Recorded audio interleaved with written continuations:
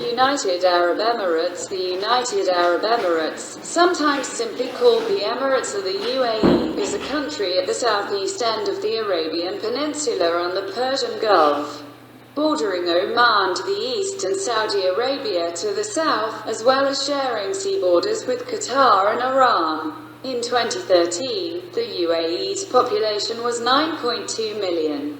Of which 1.4 million are Emirati citizens and 7.8 million are expatriates. Established in December 1971, the country is a federation of 7 emirates. The constituent emirates are Abu Dhabi, which serves as the capital, Ajman, Dubai, Fujairah, Ras Al Khaimah, Sharjah, and Al Quwain. Each emirate is governed by an absolute monarch. Together, they jointly form the Federal Supreme Council. One of the monarchs is selected as the President of the United Arab Emirates. Islam is the official religion of the UAE, and Arabic is the official language, although English is widely spoken and is the language of business and education, especially in Abu Dhabi and Dubai. The UAE's oil reserves are the 7th largest in the world, while its natural gas reserves are the world's 70th largest. Sheikh Zayed, ruler of Abu Dhabi and the first president of the UAE, oversaw the development of the Emirates and steered oil revenues into healthcare, education and infrastructure. The UAE's economy is the most diversified in the Gulf Cooperation Council, with its most populous city of Dubai emerging into a global city and international aviation hub. Nevertheless, the country remains extremely reliant on its export of petroleum and natural gas. The UAE has been criticized for its human rights record, including the specific interpretations of Sharia used in its legal system. The UAE's rising international profile has led some analysts to identify it as a regional and middle power. History antiquity. It appears the land of the Emirates has been occupied for thousands of years. Stone tools recovered from Jebel Fire in the Emirate of Sharjah reveal a settlement of people from Africa some 127,000 years ago, and a stone tool used for butchering animals discovered at Jebel Baraka on the Arabian coast suggests an even older habitation from 130,000 years ago. There is no proof of contact with the outside world at that stage, although in time it developed with civilizations in Mesopotamia and Iran. This contact persisted and became wide-ranging, probably motivated by trade in copper from the Hajj Mountains, which commenced around 3000 BCE. In ancient times, Al-Hassa, today's eastern province of Saudi Arabia, was part of Al-Bahrain and adjoined Greater Oman, today's UAE and Oman. From the 2nd century AD, there was a movement of tribes from Al-Bahrain towards the lower Gulf, together with a migration among the Azdite Qahtani or Yamani and Qudra tribal groups from southwest Arabia towards central Oman. Sassanid groups were present on the Batana coast. In 637, Julfa, in the area of today's Ras Al Khaimah, was an important port that was used as a staging post for the Islamic invasion of the Sasanian Empire. The area of the Al-Ain Bahimi oasis was known as Tu'alm and was an important trading post for camel routes between the coast and the Arabian interior. The earliest Christian site in the UAE was first discovered in the 1990s, an extensive monastic complex on what is now known as Sobani Yas Island and which dates back to the 7th century. Thought to be Nestorian and built in 600 AD, the church appears to have been abandoned peacefully in 750 AD. It forms a rare physical link to a legacy of Christianity which is thought to have spread across the peninsula from 50 to 350 AD following trade routes. Certainly, by the 5th century, Oman had a bishop named John, the last bishop of Oman being Etienne, in 676 AD. Islam. The spread of Islam to the northeastern tip of the Arabian Peninsula is thought to have followed directly from a letter sent by the Islamic prophet, Muhammad, to the rulers of Oman in 630 AD. 9 years after the Hijrah. This led to a group of rulers traveling to Medina, converting to Islam and subsequently driving a successful uprising against the unpopular Sassanids, who dominated the northern coasts at the time. Following the death of Prophet Muhammad, the new Islamic communities south of the Persian Gulf threatened to disintegrate, with insurrections against the Muslim leaders. The Caliph Abu Bakr sent an army from the capital Medina, which completed its reconquest of the territory, the Ridda Wars, with the bloody Battle of Dibba, in which 10,000 lives are thought to have been lost. This assured the integrity of the caliphate and the unification of the Arabian Peninsula under the newly emerging Rashidun Caliphate. Ottoman and Portuguese era. See also piracy in the Persian Gulf. The harsh desert environment led to the emergence of the versatile tribesmen, nomadic groups who subsisted due to a variety of economic activities, including animal husbandry, agriculture and hunting. The seasonal movements of these groups led not only to frequent clashes between groups but also to the establishment of seasonal and semi-seasonal settlements and centers. These formed tribal groupings whose names are still carried by modern Emiratis, including the Bani Yas and Al Bufala of Abu Dhabi, Al Ain, Libya and the Al Bahrain coast, the Dawahir, Emir and Manazir of the interior, the Sharqiyin of the east coast and the Khawazm to the north. By the 16th century, ports in the Gulf and part of the population that today form the coastal Iraq, Kuwait and Saudi Arabia came under the direct influence of the Ottoman Empire.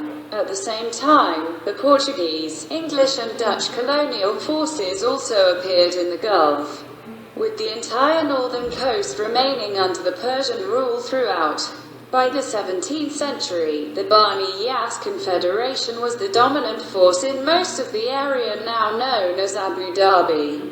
The Portuguese maintained an influence over the coastal settlements, building forts in the wake of the bloody 16th century conquest of coastal communities by Albuquerque and the Portuguese commanders who followed him, particularly on the east coast at Muscat, Sohar and Corfacan. The southern coast of the Persian Gulf was known to the British as the Pirate Coast, as boats of the Al-Khawazm, Al-Kashimi Federation based in the area harassed British flag shipping from the 17th century into the 19th. British expeditions to protect the Indian trade from raiders at Ras Al Khaimah led to campaigns against the headquarters and other harbours along the coast in 1809 and subsequently 1819. The following year, Britain and a number of local rulers signed a treaty to combat piracy along the Persian Gulf coast, giving rise to the term Trucial States, which came to define the status of the coastal emirates. Further treaties were signed in 1843 and 1853, primarily in reaction to the ambitions of other European countries, namely France and Russia. The British and the Trucial States established closer bonds in an 1892 treaty, similar to treaties entered into by the British with other Persian Gulf principalities. The Sheikhs agreed not to dispose of any territory except to the British and not to enter into relationships with any foreign government other than the British without their consent. In return, the British promised to protect the Trucial coast from all aggression by sea and to help in case of land attack. This treaty, the exclusive agreement, was signed by the rulers of Abu Dhabi, Dubai, Sharjah, Ajman, Ras Al Khaimah and Al Quwain between 6 and the 8th of March 1892. It was subsequently ratified by the Viceroy of India and the British government in London. British maritime policing meant that coaling fleets could operate in relative security. However, the British prohibition of the slave trade meant an important source of income was lost to some sheikhs and merchants. The charge of piracy is disputed by modern Emirati historians, including the current ruler of Sharjah in his 1986 book, The Myth of Arab Piracy in the Gulf.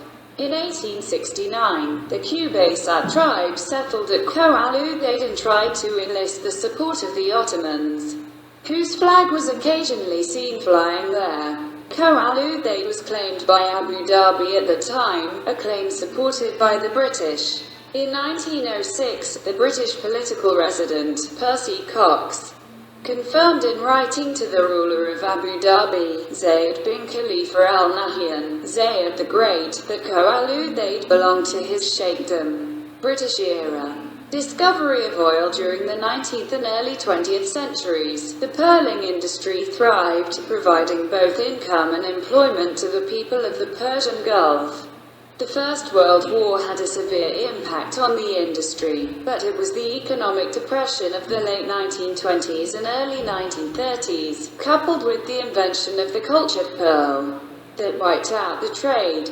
The remnants of the trade eventually faded away shortly after the Second World War, when the newly independent government of India imposed heavy taxation on pearls imported from the Arab states of the Persian Gulf.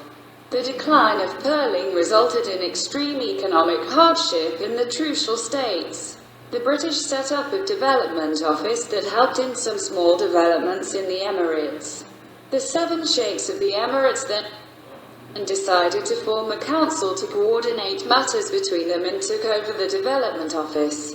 In 1952, they formed the Trucial States Council and appointed Adi Bitta, Dubai's Sheikh Rashid's legal advisor, as Secretary General and legal advisor to the council. The council was terminated once the United Arab Emirates was formed. The tribal nature of society and the lack of definition of borders between emirates frequently led to disputes, settled either through mediation or, more rarely, force. The Trucial Oman Scouts was a small military force used by the British to keep the peace. In 1955, the United Kingdom sided with Abu Dhabi in the latter's dispute with Oman over the Burimi Oasis, another territory to the south. A 1974 agreement between Abu Dhabi and Saudi Arabia would have settled the Abu Dhabi-Saudi border dispute, but this has not been ratified. The UAE's border with Oman was ratified in 2008. In 1922, the British government secured undertakings from the Trucial rulers not to sign concessions with foreign companies. Aware of the potential for the development of natural resources such as oil, following finds in Persia from 1908 and Mesopotamia from 1927, a British-led oil company, the Iraq Petroleum Company (IPC), showed an interest in the region. The Anglo-Persian Oil Company (APOC), later to become British Petroleum or BP, had a 23.75% share in IPC. From 1935, onshore concessions to explore for oil were agreed with local rulers, with APOC signing the first one on behalf of Petroleum Concessions Limited (PCL), an associate company of IPC. APOC was prevented from developing the region alone because of the restrictions of the Red Line Agreement, which required it to operate through IPC. A number of options between PCL and the Trucial rulers were signed, providing useful revenue for communities experiencing poverty following the collapse of the pearl trade. However, the wealth of oil which the rulers could see from the revenues accruing to surrounding countries such as Iran, Bahrain, Kuwait, Qatar and Saudi Arabia remained elusive. The first boreholes in Abu Dhabi were drilled by IPC's operating company, Petroleum Development Trucial Coast Limited (PDTC), at Ras Al Khaimah in 1950. With a 13,000-foot deep, 4,000-meter borehole taking a year to drill and turning out dry, at the tremendous cost at the time of £1 million. In 1953, a subsidiary of BP, Darcy Exploration Limited, obtained an offshore concession from the ruler of Abu Dhabi. BP joined with Compagnie Française des Pétroles, later Total, to form operating companies.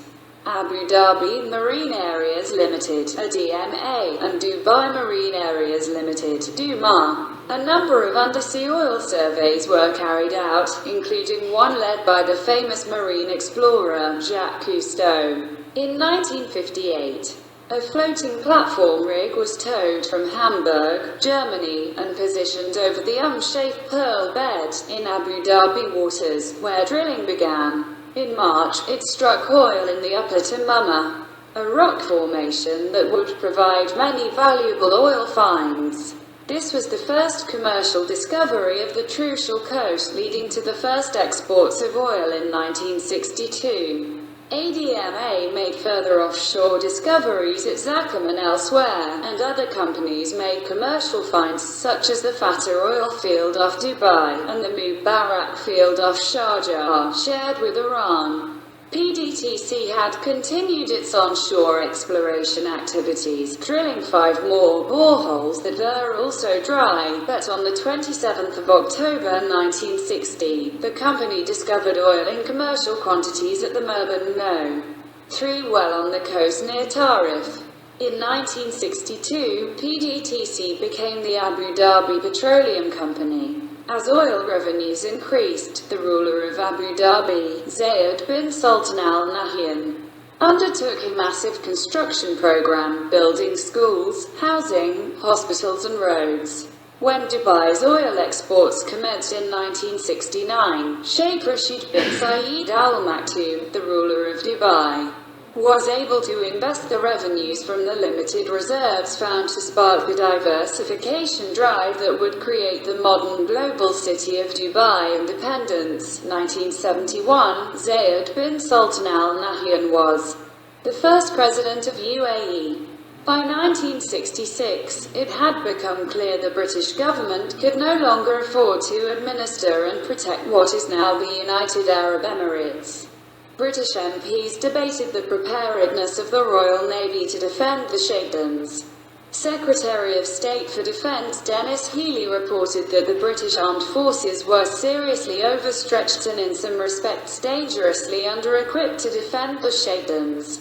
On the 24th of January 1968, British Prime Minister Harold Wilson announced the government's decision, reaffirmed in March 1971 by Prime Minister Edward Heath, to end the treaty relationships with the 7 Trucial Sheikdoms that had been, together with Bahrain and Qatar, under British protection. Days after the announcement, the ruler of Abu Dhabi, Sheikh Zayed bin Sultan Al Nahyan, fearing vulnerability, tried to persuade the British to honour the protection treaties by offering to pay the full cost of keeping the British armed forces in the Emirates. The British Labour government rejected the offer. After Labour MP Gordon W. Roberts informed Sheikh Zayed of the news of British withdrawal, the 9 Persian Gulf Sheikdoms attempted to form a Union of Arab Emirates. But by mid-1971 they were still unable to agree on terms of union, even though the British treaty relationship was to expire in December of that year.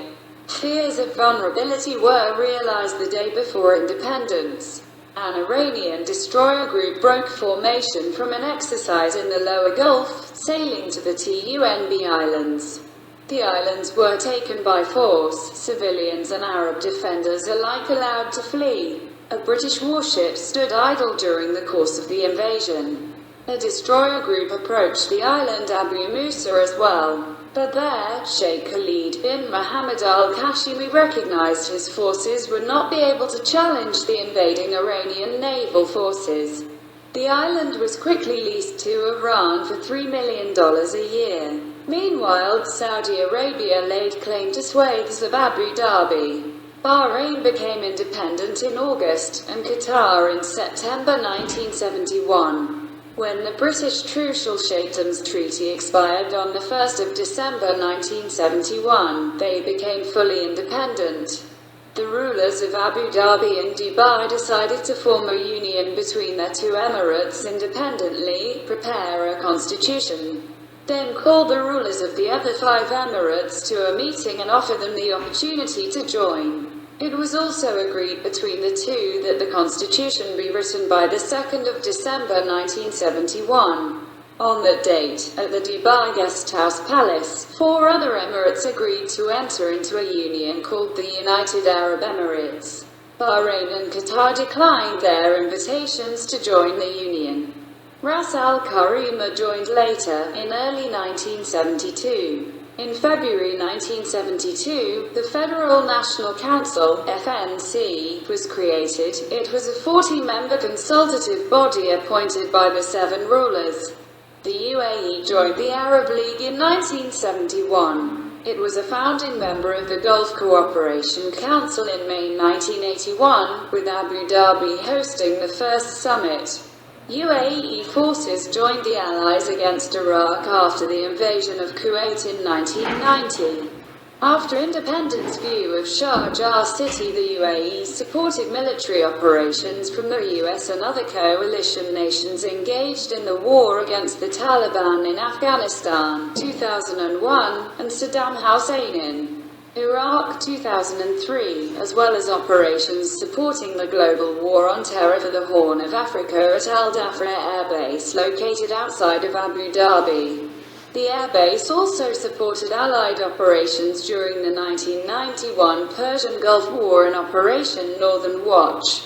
The country had already signed a military defense agreement with the US in 1994 and one with France in 1995. In January 2008, France and the UAE signed a deal allowing France to set up a permanent military base in the Emirate of Abu Dhabi. The UAE joined international military operations in Libya in March 2011. On the 2nd of November 2004, the UAE's first president, Sheikh Zayed bin Sultan Al Nahyan, died. His eldest son, Sheikh Khalifa bin Zayed Al Nahyan, succeeded as Emir of Abu Dhabi. In accordance with the constitution, the UAE's Supreme Council of Rulers elected Khalifa as president.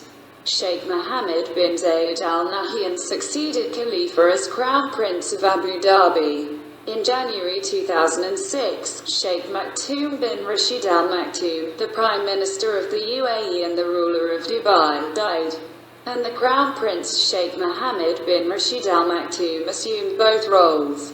The first ever national elections were held in the UAE on the 16th of December 2006. A small number of hand-picked voters chose half of the members of the Federal National Council, an advisory body.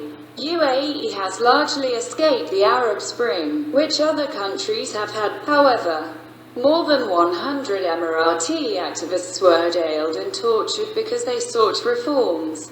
Furthermore, some people have had their nationality revoked. A member of the ruling family in Ras Al Khaimah was put under house arrest in April 2012 after calling for political openness.